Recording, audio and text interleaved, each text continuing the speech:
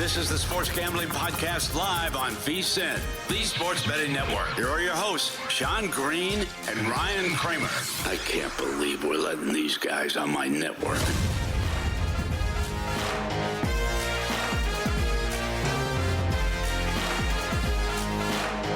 Welcome back to Sports Gambling Podcast live. Sean, second money Green with my partner pick, Ryan Real Money Kramer. What's happening, Kramer? Is it a hot take to say the play-in is better than the playoffs? I mean, that Miami Atlanta game was a pretty fun ending there, and I mean, I'm looking forward to certainly in the West. There's some really fun game ones, and even in the East, which I think there's obviously less teams that can win the entire conference. I think there are some interesting game ones and interesting series prices. Lot to unpack, and of course, make sure you get the VSiN Watch app to make sure you stay up on all the NBA playoffs, picks, props. It is a lot of action, a bunch of games, especially in round one. Joining us on the line to talk all things association from the NBA Gambling Podcast, courtesy of the Progressive Guest Line, Mr. Scott Reichel. Scott, what's happening? How was your night in the NBA tonight? Yeah, overall, can't complain. I had the Heat money line, so never in doubt. Blew a 17-point lead, as you like to say. No lead is ever safe in the NBA, but the Heat did find a way to get the job done there. Bit annoyed though, because I should have swept my podcast picks. I had Aldama over 11.5 points as an alt line this morning. He had 9 in the first half, finished with 11. So that's a bit of a heartbreaker there. But I'll take Miami. We'll move forward. Yeah. So open slate, Scott. And of course, we're going to head with Scott in the Killer Sports NBA Playoff Challenge with VSiN. So I mean, this is great, Ryan. Maybe we had dubious intentions here of getting Scott on the show because maybe they pick his brain, maybe tail, maybe. It's always good to have more info. I bet you there's some contestants in this contest who wouldn't disclose their picks publicly. Yeah, I'm gonna pass, or I can see maybe Scott gives some fake movement to get other people on the scent of some losers. But Scott, we got the game ones, we got the series price. I'm leaving it up to you. What are your favorite plays? Game, series, wherever you want to go. Open court. Where are you starting? Yeah, I'm gonna have to be classified because I'm trying to win this contest, so I can't share my picks with you guys anymore. But yeah, I'll go with actually some the game ones. I know we covered the series stuff on your podcast earlier today, but I'll actually go into the game ones here. I'll start off with the Lakers and Timberwolves game. I'll go with the under at 216.5. I think the number's too high. They faced off 4 times this season. Every meeting did finish below 214. Since the All-Star break, both teams do play quite slowly. Lakers rank 22nd in pace. Timberwolves do rank 21st. Both teams solid defensively. I see a physical battle between them. But when you've had 4 meetings this season in a regular season environment, which tends to promote a bit more offense, and you've still gone under this number in every game, think that a playoff atmosphere will once again result in a bit of a rock fight here. Give me the under for the total at 216.5. Yeah, no, I mean, I'm not going to make a case for the over, and you're right. And just tossing in, obviously, the playoff stuff of, defense ramped up, a little intensity there. Yeah, it'll be interesting to see how JJ Redick, who I think has done a pretty decent job coaching so far. It'll be interesting to see how he does here in his first series. I do also like the Lakers for that game, laying the 4.5. I think just, going back to the Timberwolves last in the Western Conference, they had no answer for Luka. I don't know what has changed. And I think Lakers get off to a strong start. I think Luka's going to have a chip on his shoulder and want to come out swinging here. Kramer, any thoughts on this game one? Chance that I'll be in the building. Late breaking news. So perhaps there'll be probably with one of my children, which can only mean one thing: Lakers in the over parlay. There you go. Well, yeah, no kid wants to root for an under, although Scott's probably on the sharp side there. So you like the under 216.5 in that game. Any other side totals for the weekend that jumping out at you? Yeah, so I am going to actually jump ahead to the Sunday card. I have player props as well. But for the other total here, I'm going to go to the Warriors and Rockets game taking place on Sunday, actually. Give me the under again at 213.5 at -110. Faced off once again a bunch this season. Each of the last 4 meetings finished below 204. I don't know how they get to 214 in this game unless Curry and Butler go crazy. And even if that happens, they might shut down Houston's offense. But also both teams have been elite defensively this season. Houston does rank 5th in defensive rating. Golden State does rank 7th. I think you'll see a grinded out battle between them. I think you're going to see a physical duel once again. But when 4 straight meetings finish below 204 and the line's at 213 or 213.5, the math isn't mathing. I'll take the under. Now, why do you think the market is so off from what these first 4 games? Like, why do you think that's why do you think it's so off kilter there? Well, I remember the last game I took the under in, which cashed easily by 20 plus points. That total was in the 220s. So they keep dropping this number. They just keep setting it too high by the time game starts. But I think the main reason is just based on efficiency numbers. Houston offensively was fine this season. We know Golden State, since getting Butler, have been better. So I guess you're going to price it accordingly.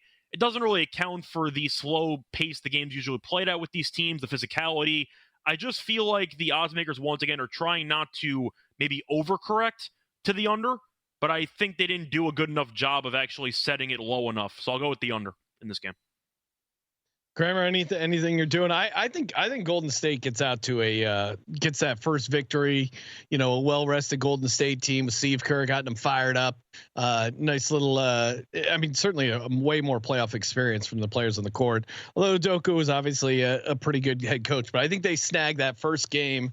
And then lose the second and then come back and win game 3. I do think they end up getting it done for the series. But Kramer, what do you anything you like in game 1 there? Yeah, Golden State wins the series after Houston wins game 1 plus 270. Okay. Put a 4. Little zag theory there. Well, and also we discussed on the podcast the idea of it being a gentleman's sweep after they drop game 1. So maybe we look to just play that after they lose, see what the series price. Yeah, decent price on that.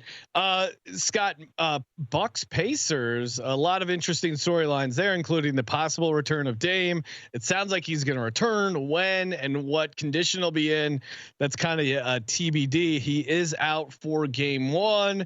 Giannis is just dominated. I know you tweeted out his points per game against the Pacers. They have no answer for him. Does that continue on Saturday? Yes, I'm going to go with the squarest angle imaginable for this game. I'm going to go with Giannis over 31.5 points for this one at minus 110. I can't really resist it because Giannis has scored at least 32 in 4 of his last 6. Indiana's also allowing the 3rd most points in the paint in the league. So they haven't really stopped anybody from scoring in the paint, and that's of course what Giannis wants to do, getting downhill. Might end up getting 10, 15 free throws in this game. That wouldn't shock me either.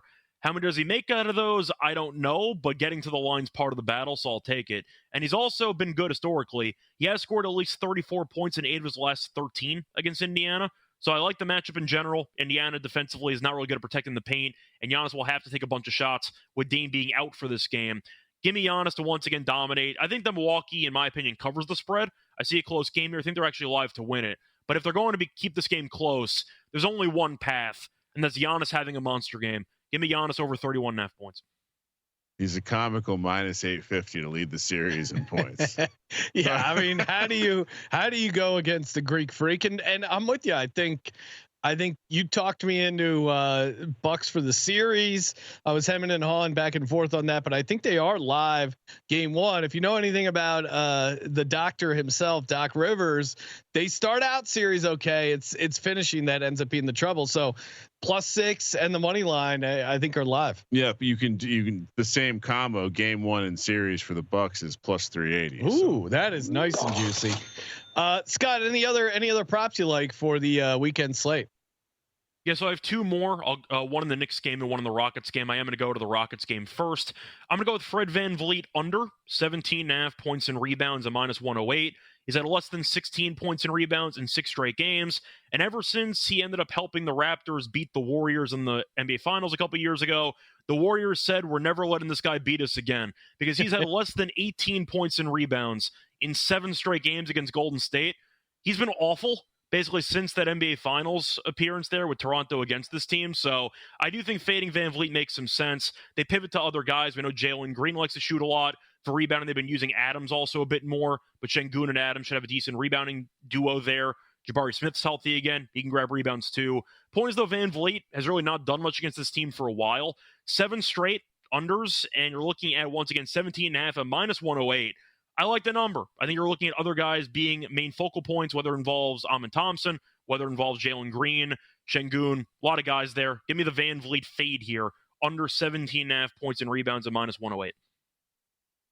Yeah, I forgot about that finals performance. You're right. Like they seemingly have, they must have his photo up in the locker room. Like, this guy is not beating us. Points and rebound, and certainly the Warriors locking him down makes a ton of sense. I see you got one more player prop you like. What are you doing there? Yeah, so there is one game I really didn't talk about yet. That is the Knicks game against the Pistons, and I am going to go with a player prop. I'm going to go with Jalen Duren over 11.5 points at -112. When he plays a decent amount of minutes, not even a lot, just a decent amount, he goes over regularly. He scored at least 12 points in 25 of his last 28 games when playing at least 24 minutes.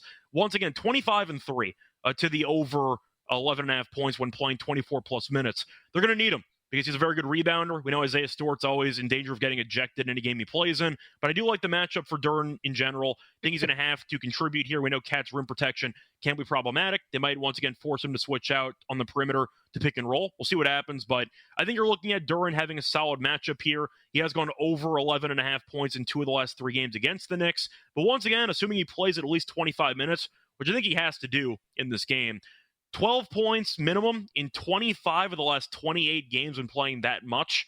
I think 25 minutes is reasonable for this game. In fact, you could argue that they're going to need him out there for more than that, maybe 30 plus in this game, barring foul trouble. Give me Duren over on his 11.5 points at -112. Always sharp. Scott knows ball. He knows basketball and baseball, Kramer. We're going to keep Scott around here and pick his brain when it comes to the MLB slate. Not going to want to miss that. All that and much more when we return. Sports Gambling Podcast live on VSiN.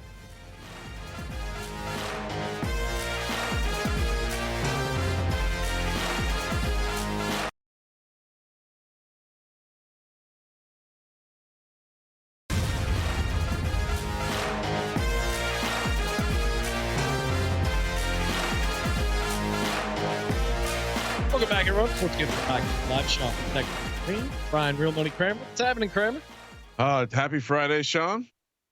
TGIF indeed. Already Saturday on the East Coast. It's true. Big thanks to Scott Reichel staying up from the MLB Gambling Podcast, courtesy of the Progressive Guest Line.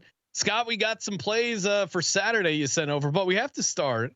Rare that we talk recap here, but the Cubs beat the Diamondbacks 13-11.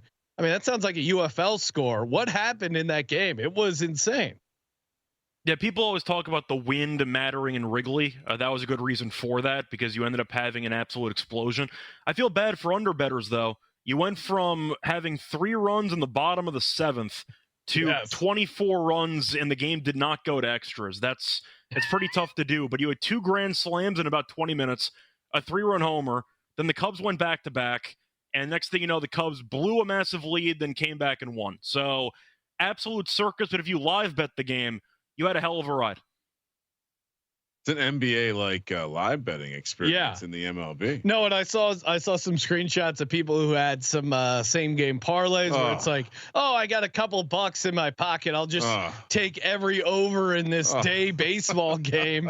It looked cooked, and then the bottom of the 7th started, and as Scott pointed out, it was just an insane amount of runs. I saw the Dodgers coming off a victory. They're facing the Rangers. What do you like there, Dodgers Rangers, Scott? Yeah, so common theme for the show. Give me the under on this one at 8.5, around -120. The Rangers have been winning games, but they can't really score. They've scored less than 5 runs in 6 of their last 7. 7 of Texas' last 8 games have finished with less than 9 runs. So they win a bunch of rock fights regularly, especially at home. And you're looking at his pitching for the Dodgers in this game. Sasaki's pitching. We got off to a bad start. Last 2 starts, so he's kind of turned it around a bit. 9 innings, 2 earned runs. Uvalde, those pitching for Texas. He's allowed less than 3 earned in 3 of his last 4 starts. I think once again, with the Rangers winning games in low-scoring fashion, we saw them lose the game on Friday 3-0 because Yamamoto ended up going crazy. I think you're going to see another low-scoring game here. Give me the under 8.5 until Texas remembers how to hit. Yeah, and then also obviously on the Dodgers side, Shohei Ohtani is going to be missing some games. He's on paternity leave, birth of his first kid. So yeah, certainly if you're looking under 8.5, the fact that the Dodgers won't have Shohei DH and certainly helps the case there. Oh, I just appreciate he pitches, hits, and takes care of his kids. Yeah, the guy's a busy Chris man. Rock will be proud. Also, for the conspiracy theory minded people out there, Ipe, his interpreter, who was supposed to go to jail. His prison sentence got delayed for 6 weeks. They haven't. It's a court sealed as to why it's gotten delayed. Just something to keep an eye on. What's the theory? Get through the NBA playoffs? I don't, Ryan. I don't have any theories. I'm just a journalist letting you know that Ipe was supposed to report to jail, and then they decided to tell him, no, you don't need to report to jail. Why could that be? And if you're listening to the audio, I'm doing the Brian Windhorst meme. I don't know. We'll keep an eye on that case though. Scott, what else is jumping out at you on the MLB slate for Saturday? Yeah, so I'm going to go with the Tigers and Royals game. I'm going to go with the Tigers at home here on the money line at -118. Royals are kind of falling apart right now. They've lost 5 straight. They've also lost 9 of their first 11 road games this season. Detroit's quietly been pretty good. They've won 7 of their first 8 home games this season. You're looking at the actual pitching matchup. Pretty comparable guys. I think Lugo might be a little bit better than Mize, but both guys have been fine this season. But Kansas City right now can't hit. And I feel like when you're looking at a team that's 2-9 on the road against a team that's 7-1 at home with pretty comparable pitchers, I think it's a pretty good price of -118. I see -130 in some spots, but I found a 118 out there. Give me Detroit. I'll back the hotter team right now at home. I'll fade Kansas City indefinitely because this team really can't hit right now. Yeah, no, I mean, fading the Royals. You don't need to talk me. You don't need to twist my arm to take that. What about the Reds Orioles? Reds coming off an 8-3 victory on Friday here. Can they do it again, Scott? What do you like there, Reds O's? Yeah, so I'm going to go with the Reds' first 5, -0.5 a run. So go with the first 5 run line here at even money.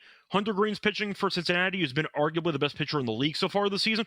Last 3 starts, 22 2/3 innings pitched, 1 run allowed in those 3 outings combined. He's just been absolutely shoving. Also goes distance, so I do like his ability to potentially go long, but I'll take the first 5 just in case. Young, though, is pitching for Baltimore.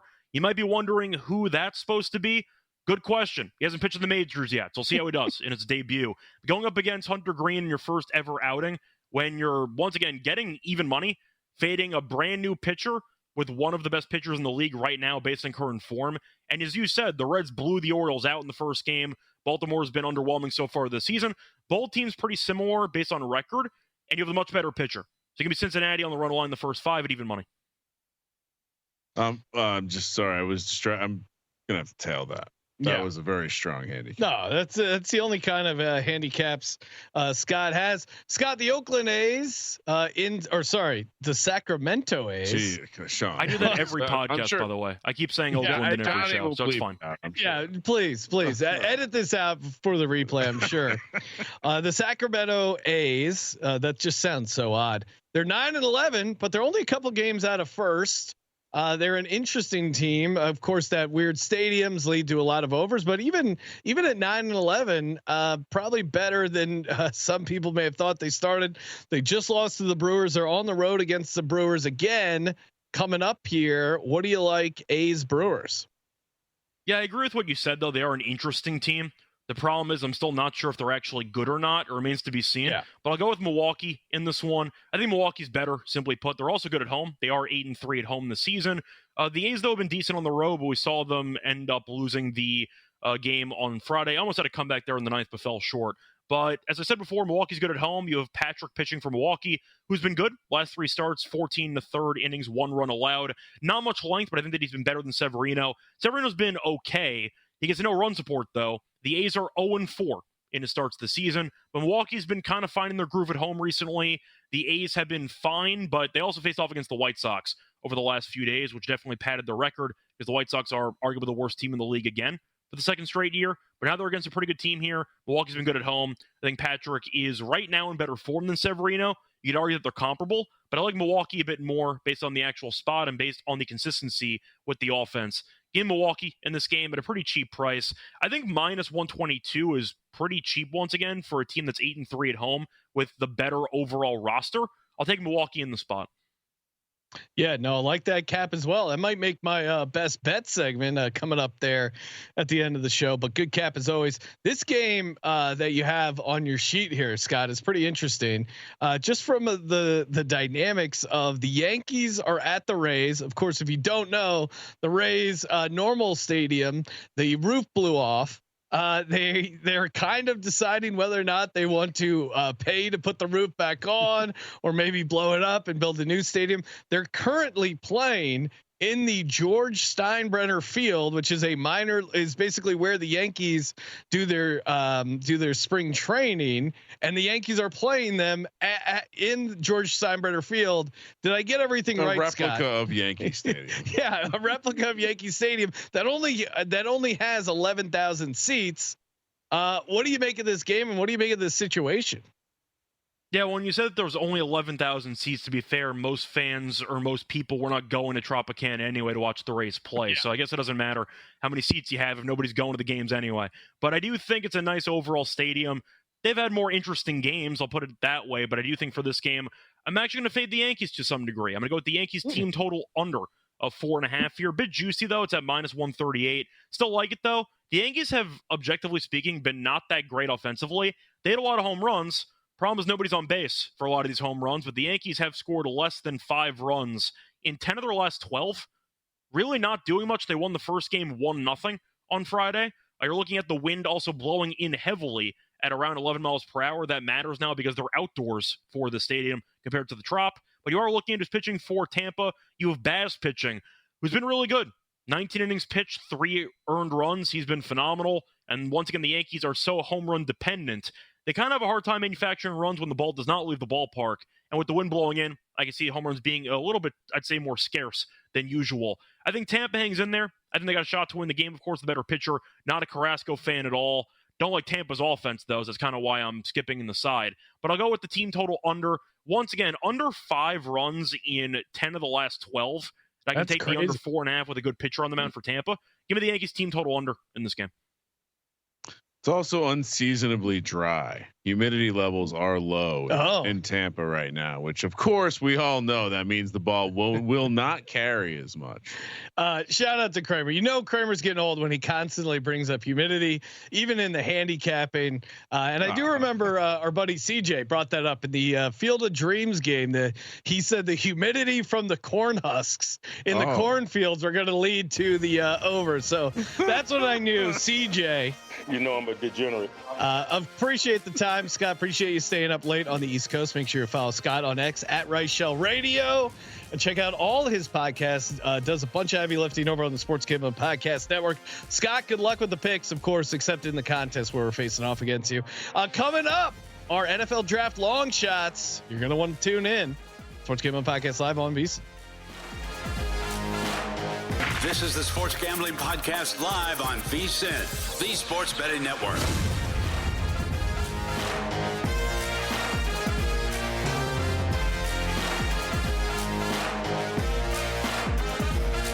Welcome back, everyone. Sports Gambling Podcast live. Sean, second Green with our partner in picks, Ryan, Real Money Kramer. What's happening, Kramer?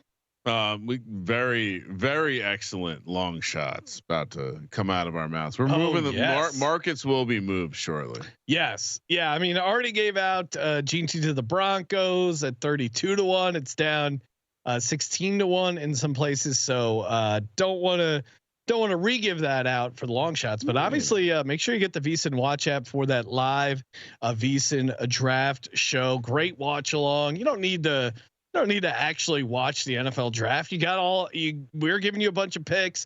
VSiN has a ton of picks, VSiN.com/subscribe, but get the watch app and just watch along with the VSiN guys. They're going to do a great job. Get you ready, reacting to, I'm sure there's going to be a couple wild trades, some big upsets, and giving you some angles, obviously from a gambling perspective. So make sure you check out the VSiN watch app. Kramer, you're on the clock. What's a draft long shot that we haven't hit on? We should start by reminding people that the Cowboys to take a quarterback plus 130 is an excellent party favor. Yes. Maybe you're going to be at the circuit. You buy a bunch of $10 tickets for your friends who are going to be hanging out watching the draft with you. And then it happens. Imagine the memory you're creating. Yeah. No, I like where CJ's head's at. Well, what if, and this is a team we talked about. Yeah. This is a team that not only have they drafted a quarterback when they've had a franchise quarterback on the roster before, but they very recently they paid the quarterback on the roster. What if We know that we know that one team is going to surprise us and take a quarterback in the late first, early second that doesn't necessarily need it. Sean, Yes. are we sure the Green Bay Packers believe in Jordan Love? First pick a quarterback for the Packers is 200 to 1. Can I interest you in that? My God. No, but I appreciate where your head's at, Ryan. Really? You don't like it at all? No, I would much rather take CJ's Cowboys to take a quarterback. That's a good pick too. 1. Both of those are in the pocket. You're just hoping everyone drafts a quarterback except your New York Giants. It is funny how many teams I have to take a quarterback first, and the Giants are not one of them. But well, you know what's going to happen then. I'm 100% take and I'll make sure this one gets put out on social media so the Green Bay haters come after me. I'm not convinced. Yeah, I'm not convinced. So 200 to 1. I do like the Jags to take a tight end first at 17 to 1. Not long enough to qualify for the long shots. One we discussed on the podcast, Ryan, and you can still get this at 50 to 1. Highly, I think this is a fun dart throw for a number of reasons. Let's take a look at the Baltimore Ravens. Right, they're going to be drafting most likely towards the end of the first round. Now they're a team that likes to run a bunch of 12 personnel. Mark Andrews. There are rumors swirling that Mark Andrews possibly on the trade block. I know they really like Isaiah Likely, and people go, well, if they like Isaiah Likely, they get rid of Andrews, and then they'll just play Isaiah Likely. But they really can't do that because this team loves to run a bunch of 12 personnel. Their offense is pretty efficient, especially in the regular season. Obviously, playoff Lamar, something you're going to want to fade. But the Ravens, now there's a chance there's 3 tight ends in the first round. The Eagles have maybe even been rumored to take a tight end there late in the first round. I would be surprised if the Eagles do that. I think Goddard ends up coming back for one more year. But the Ravens to take a tight end 50 to 1 in some shops for a franchise that values that position. Ryan, you reminded me that Mark Andrews was of course drafted ahead of Lamar Jackson. These are the same guys pulling the trigger that pulled that draft pick so many years ago at 50 to 1 for a class that you could definitely talk yourself into. Some of these guys, especially late here, I think is really fun and has a decent shot. So yeah, give me the Ravens to draft a tight end first at 50 to 1. And again, this, taking the long shot on teams you think could trade down or draft late in the first round, I think is a good way to approach it because there's just so much variance that can happen between, when the draft starts and when the Ravens end up picking. And obviously they're scheduled to pick all the way down at the bottom there at 27. So a lot could happen. And between 1 and 27. And we actually made a mistake. Mark Andrews was actually a 3rd round pick that year. Really? It was Hayden Hurst. Hayden Hurst was the tight end. So they drafted 2 quarterbacks in the same, or 2 tight ends. Well, that was in the same draft. That's forever been the MO of the Ravens, right? Get more bullets, take shots on the positions you need, knowing that it's always a crapshoot. That was always the secret to great drafting teams. They just had more picks. I absolutely love this one. Complete cosign. And for a team that loves tight ends, they haven't drafted they drafted Charlie Kohler in the 4th round in 2022. Like they're kind of due to draft a tight end. The guys we could be talking about, it's Arroyo out of Miami, that definitely more of a receiving guy, but another guy screaming up draft boards. Sean, seeing some late first round buzz. Mason Taylor out of LSU. Prospect, a lot of raw stuff going on there, but Mason Taylor going to the Ravens in the early 2nd rounds after they trade down with your New York Giants to select Shedeur Sanders. That sounds like old Sean's going to get paid pretty good over here. Well, and I think that's the key thing with the Ravens is they definitely could be a team that trades down a couple times, 'cause that's just what they do. All right, so I don't have any mega like 100 to 1 type long shots here, but when we were having the conversation earlier, we had mentioned the Commanders and the running back position. Okay. So circled back around to that one to see, all right, where are we at with this? Any sort of concrete reporting on what they're up to? It does seem like trenches is very obvious, but there just keeps being comments made by this team. Could they end up trading back? Could they take one of these running backs? We went through a lot of scenarios earlier on the show that kind of would cause running backs to fall, right? Yeah. Maybe it's Ty Warren. GT is kind of his own thing. But if these other teams that maybe need the running back don't go after it, could Hampton be available to the Washington Commanders down the board? And I went and did some searching, Sean. Another one you want to search because there are running back Washington Commanders to take running back first. You can find as small as 6-1 if you don't shop, or as large as 15-1 still out there. So I'm committed. Pot committed, running back first. I think it might require a trade back, but again, Washington is in that prime location where teams are going to want to, especially the quarterback teams, they're going to want to come up to lock in that 5th-year option. So, going to bite off a little bit more of the running back first pick for the Commanders. Apple 15-1. Yeah, and a good reason to check out the unabated draft board tracker there, unabated.com/VSiN, because good tool in helping you find the best prices for these props.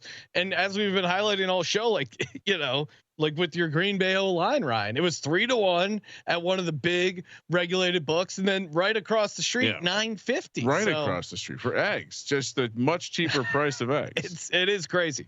This, I realize I'm on an island, but really.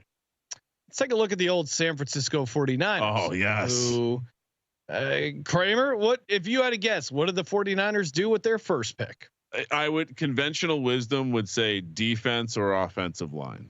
Sure. And it's price reflected, but as we know, they've gone a little crazy at times doing the unexpected. Shout out to the Trey Lance trade, which still wrap their heads around that one. Brock Purdy we just found out rejected a contract from the Niners. Yeah. I don't think they'll go quarterback, but well, one of the teams I do have quarterback in my pocket. 50-1, no big deal. Let's look at the 49ers depth chart at receiver. Yeah, they have Brandon Ayuk, but he's coming off a really bad injury. They have Juwan Jennings, Ricky Pearsall. Yeah, they drafted Ricky Pearsall, optimistic, but kind of a dog. I think this position is far from finished for the San Francisco 49ers. So them to draft a receiver first is 60-1 for a team that just lost Deebo Samuel, which did a lot of stuff that that Shanahan liked for that offense. That was a big part of that offense. When that offense was working, Deebo Samuel is playing well. I don't see a Deebo Samuel on this roster. Maybe they have to draft one, and maybe it's their first pick at 60-1. I'm getting a little sprinkle there, Ryan. Yeah, they also have to pay a quarterback soon, which means maybe they trade back.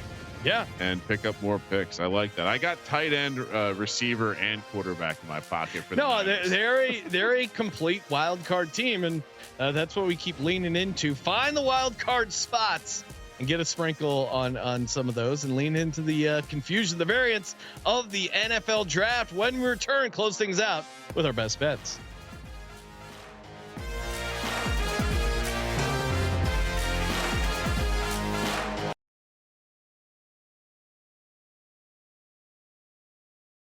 This is the Sports Gambling Podcast live on VSiN, the Sports Betting Network.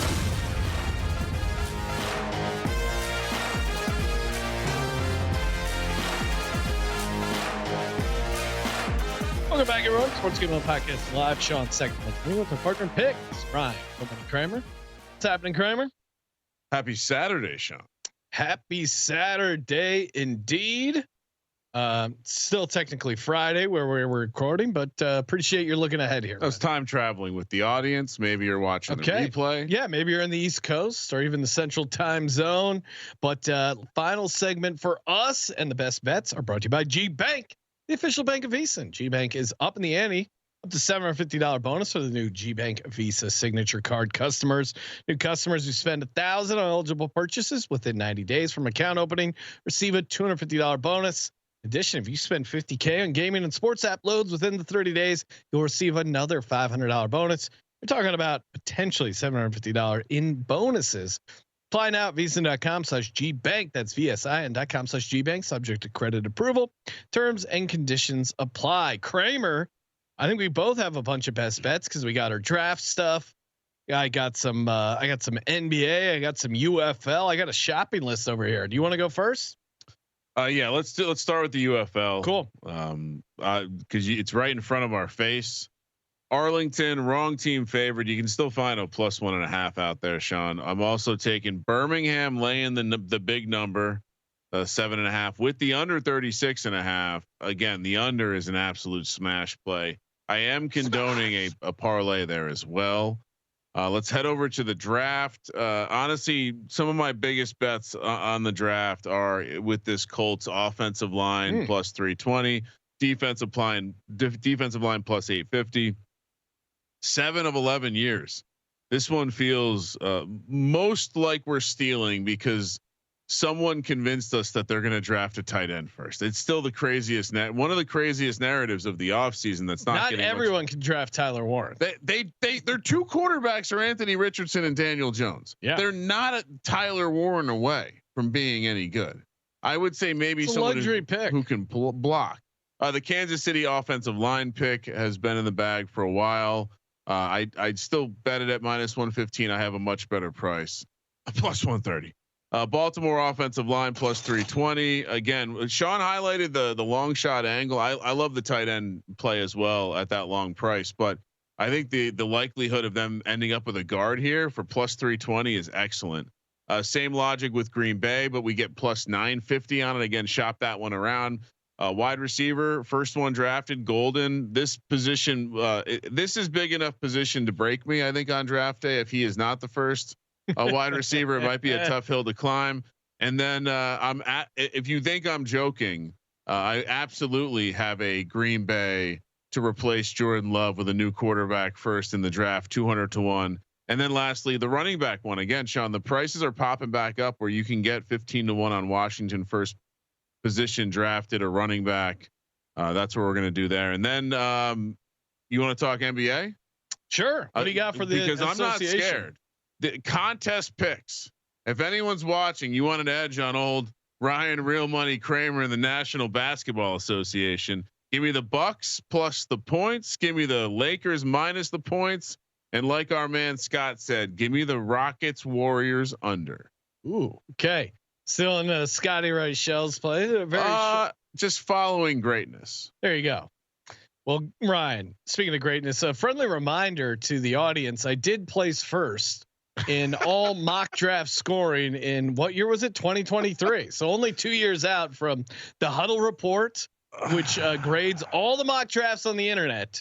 I heard Humans bragging about his top 5. He doesn't know that he's in the same network as a guy who won in 2023. We need to have some sort of merch so you can just casually wear it in his presence.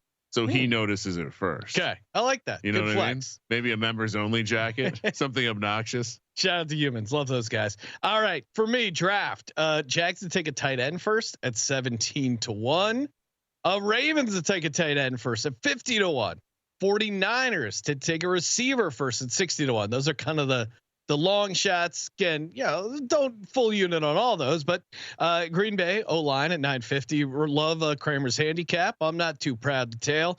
The Jets to go D-line or edge at +850. Yes, sir. Giants to draft Shador, both for content's sake and at +440. I think that's a good price. Kicking over to the UFL. Arlington +1.5, as Ryan stated. Wrong teams favored. Good spot for them, I think. At home, there should be a decent game. +1.5, and the San Antonio Brahmas +7.5. I know CJ like the other side, but it's 7.5. I think this is a little possible letdown spot for the Birmingham Stallions. They are playing the Stallions, right, Ryan? The Brahmas. Yes. The Brahmas are not playing the Stallions. No, who they're playing? The Stallions are playing the Roughnecks. The Brahmas are playing the Defenders. Yes, you're right. The Beer Snake. The Defenders have no business being 7.5 point favorites on the road. So San Antonio's a 7.5 point home dog there. Home like edge. That pivot there, though. Yeah, I just wanted to clarify. Lakers laying the 4. I like the Lakers to get off to a good start. Luka to have a massive game. If you want to, his number is going to be super high, but rightly so. He's going to go off. Austin Reeves has been playing really well for this team. You know, you're worried about Ant Edwards roasting you from behind the arc and sinking the ship with some threes. That's certainly a possibility. A game we didn't really hit on, game 1, the Magic getting 14 points, a 14-point dog in Boston. Celtics have not done well as double-digit favorites, and I think the Magic have a pretty good defense. You look at that total; the total's comically low, and you're getting a playoff team getting 14 points. Jaylen Brown dealing with a knee issue. This number is just way too high. I think the Warriors get off to a good start. A well-rested Warriors team. Steve Kerr, if you watch his post game, pointing out how he thought it was so important that they won that first playoff game against Memphis, so they could get the rest they needed, get the vets ready to go, get Steph locked in, Draymond, Steph dealing with the hand thing. Jimmy Butler, he needs to. I don't know. He's a guy. He's got a lot going on. Interesting character, I'll say the least, for Jimmy Butler. Always got to call dad around the playoffs, you know. Yes. Conspiracy theory, of course, Ryan is alluding to is that Jimmy Butler is secretly his dad is Michael Jordan. Yeah, the internet alludes to. I'm just conveying the internet's wisdom. Yeah, he's just passing it along. Do your own research, and if you do, send that research over our way. I always happy to take a look at that. And last but not least, the Bucks getting 6 points. Giannis. You're giving the best. I mean, Giannis is going to carry this team, and 6 points is a lot for the Bucks. So that'll do it for the card. Feeling really good. Nice strong slate. I'd like to add one more.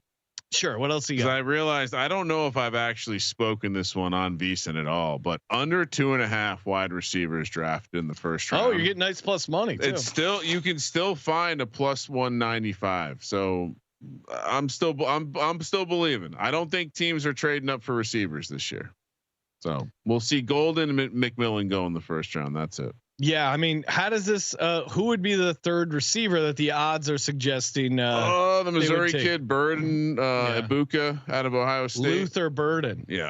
Yeah, one of those two guys probably. Stay tuned. Of course, make sure you check out the VSiN draft show, the watch along. Get that on the VSiN Watch app. If you haven't downloaded the VSiN Watch app, what are you waiting for? Cannot leave home without it. I guess you would have it on your phone, and you're not leaving without your phone. True. Coming up next, wake up tomorrow with the VSiN Morning Line with our good buddy Tim Murray, 10 a.m. East. Nothing funnier than we're leaving Vegas to catch a flight out at like 6 a.m. and run into Tim coming back the other way with a cup of coffee, bright-eyed, chipper, and we're hungover from a late night show and hanging out at the Circa. Always a good time. And then after the VSiN Weekend Morning Line, you got Ready Set Bet starting at 1:00. Then stick around, live bet Saturday at 4:00 East. And little bonus plug, I will be calling in 10:00 Pacific, 1 a.m. East on Saturday. So technically Sunday to Greg Peterson hosting Cashing Out. So I'll be talking a little NFL draft with Hoops, our buddy Hoops. Haven't talked to him in a while. Good to get in on that. So check that out as well. Sounds like you have a date. Yes, Saturday night, talking to Hoops about draft props. What more can you want? No, it's going to be a lot of fun and recapping some of the stuff, and maybe I find some new ones. Always looking to add some plays. Yeah, great times as always. Appreciate all our guests, including CJ Sullivan, Scott Reichel, and of course, producer John. You're doing a great job behind the glass, making us look good. And make sure you check out the Killer Cappers VSiN NBA contest. Kramer and I going head to head with some fellow sharps. That's going to be a lot of fun. So good times as always. Appreciate everyone tuning in. Hit us up on X at Gambling Podcast. Check out our podcast, Sports Gambling Podcast, wherever you get your podcasts. And of course, thank you for participating in the Sports Gambling Podcast. For Sports Gambling Podcast, I'm Sean Second Money Green. He's Ryan. Coming for the belt, Sean. Kramer. Let it ride.